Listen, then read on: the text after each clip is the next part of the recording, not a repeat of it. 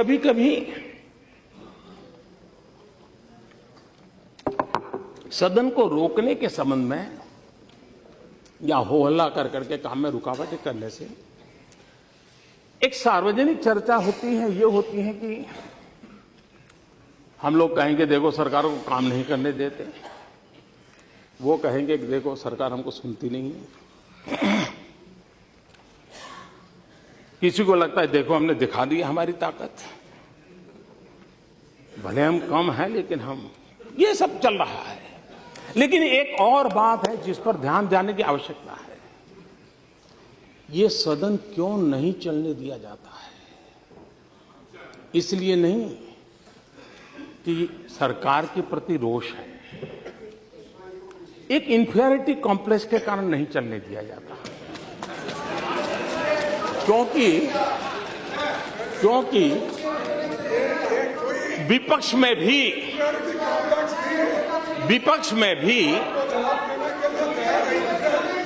में भी ऐसे होनहार सांसद है, ऐसे तेजस्वी सांसद है, और मैं मानता हूं उनको सुनना, उनके विचार अपने आप में एक बहुत बड़ी एसेट है।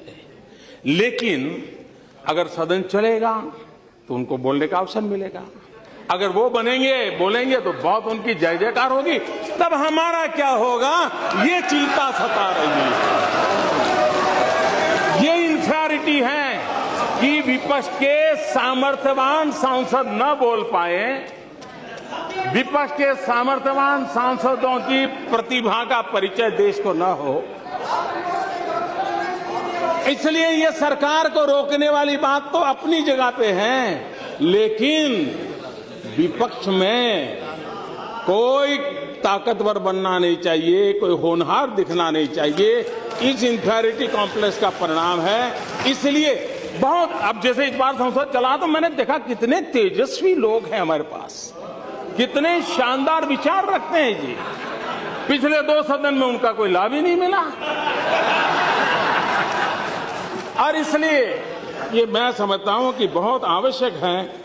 और मैं देख रहा हूं कि बहुत स्टडी करके आते हैं हमारे विपक्ष के भी, छोटे छोटे दल के सदस्य हैं, 4 मेंबर होंगे, 3 मेंबर होंगे, और कुछ लोग मनोरंजन भी करवाते हैं।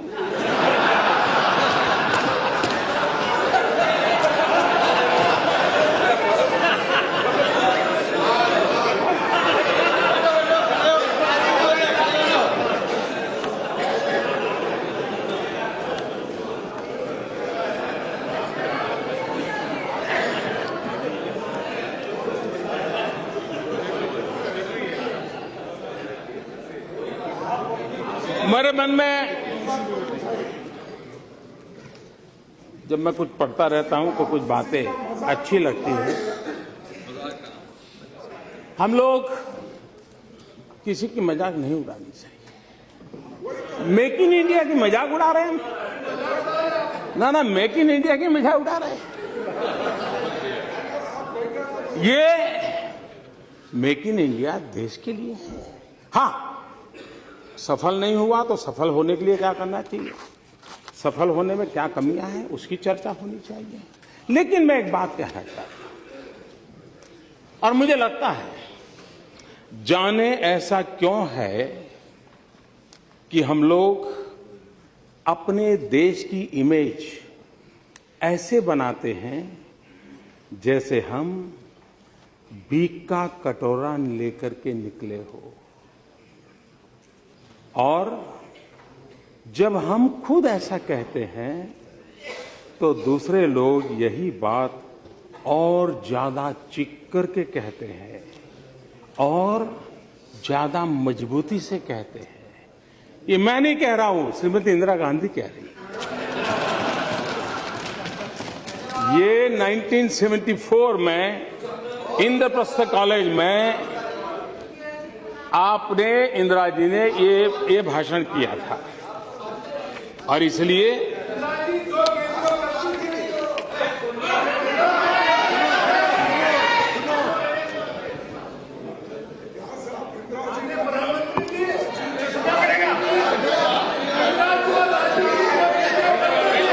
ये भी बात है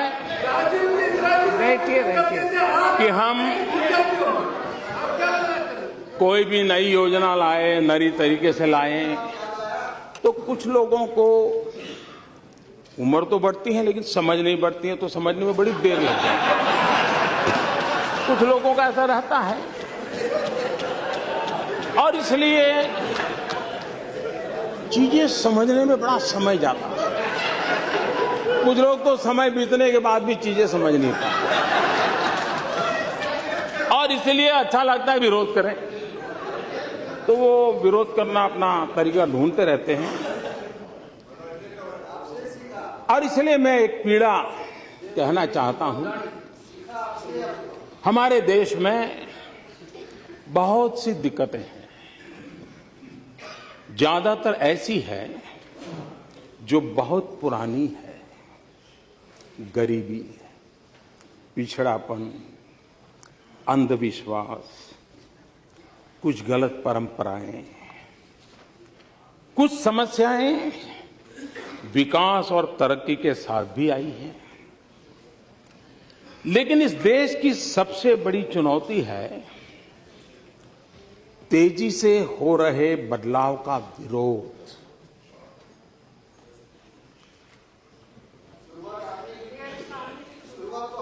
ये विरोध पढ़े लिखा तबका भी बहुत मुखर तरीके से करता है।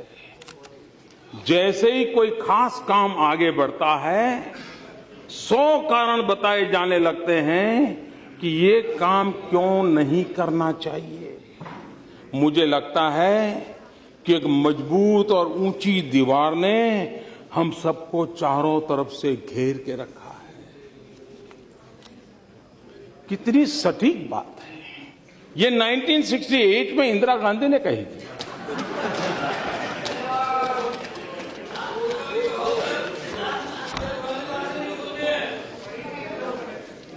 यहां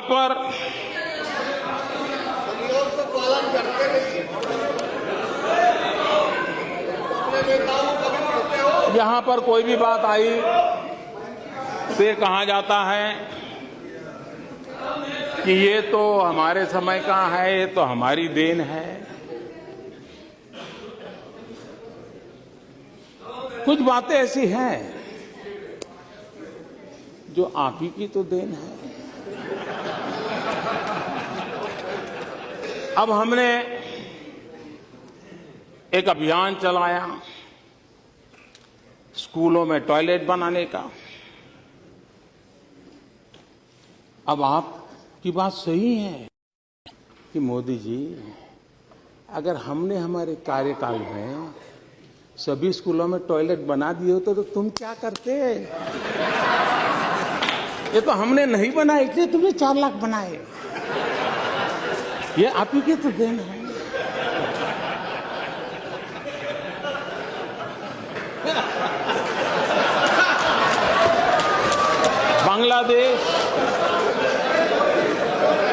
बांग्लादेश की सीमा का विवाद, इतने दशकों के बाद बांग्लादेश सीमा का विवाद सुलझा। आप कह सकते हैं देखो, हमने अगर हमारे कार्यकाल में कर दिया होता तो मोदी तुम्हारा अचीवमेंट कहां होता है? ये तो तुम्हारे लिए हमने छोड़ के गए थे, आप ही की तो देन है। अब आप ही की तो देन है। 18,000 गांव, 18,000 गांव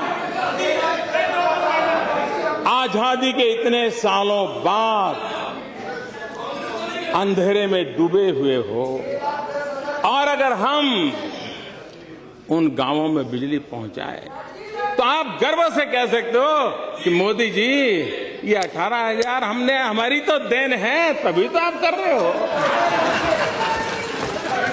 और इसलिए ये आप ही की देन है, इसका मैं कोई इनकार नहीं कर सकता।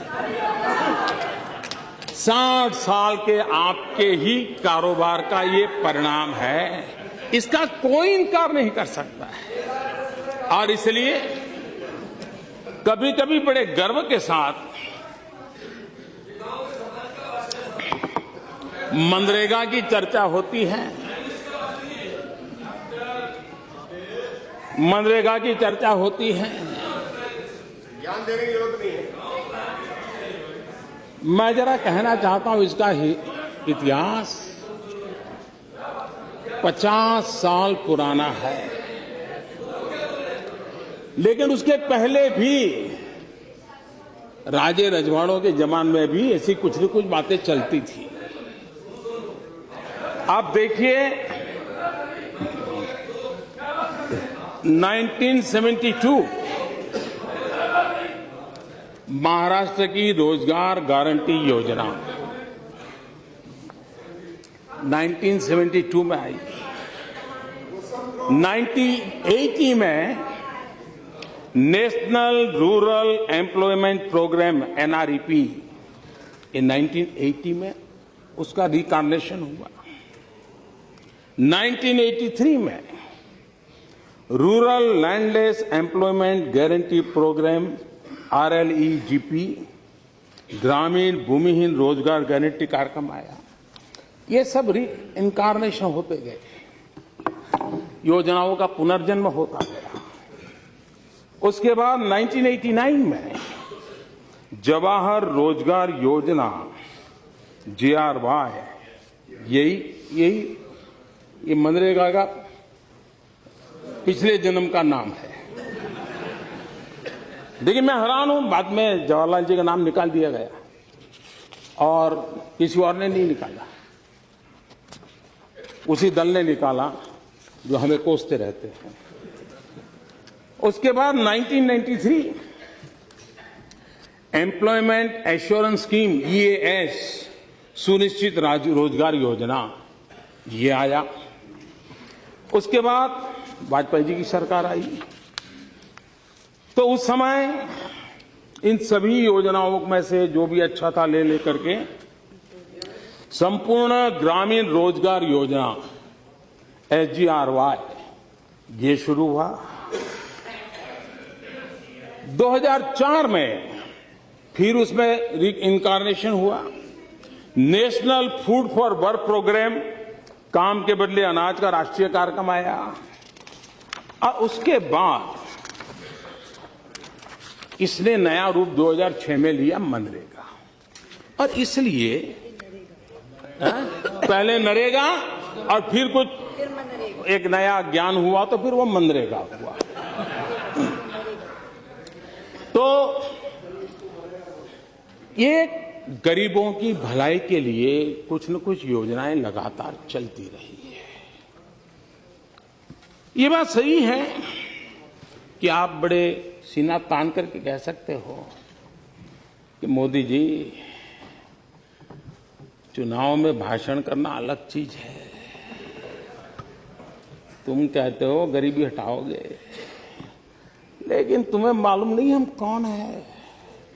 अरे हमने गरीबी की जड़ें इतनी जमा दी हैं, इतनी जमा दी है। मोदी तुम उखड़ जाओगे लेकिन इसे उखाड़ नहीं पाओगे। ये बात सही है कि मुझे यहां आने के बाद पता चला कि इतनी जड़ें जमाई हैं आपने, इतनी जड़ें जमाई हैं आपने। और इसलिए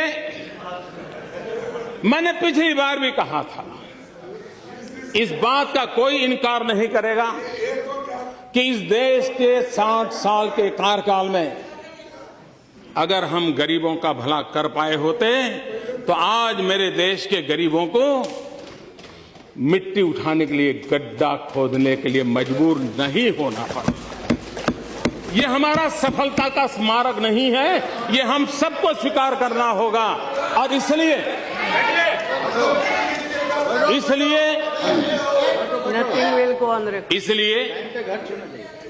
ये हमारा दायित्व भी बनता है कि ये जो क्रमिक विकास चला है इस योजना का, उसको और अच्छी बनाए और उस जिम्मेवारी को निभाने का हम प्रयास कर रहे हैं। लेकिन ये बात स्वीकार करनी होगी कि हम उस हालत पर देश को लाए हैं, इवन स्किल लेबर को भी अनस्किल होने में मजा आने लगा है। और इसलिए मैं जब कहता हूं कि हमारी विफलताओं का स्मारक है, इसका मतलब यही है कि गरीबी न होती तो इस नरेगा या मनरेगा की जरूरत नहीं होती। लेकिन ये सच्चाई है और मैंने आकर के देखा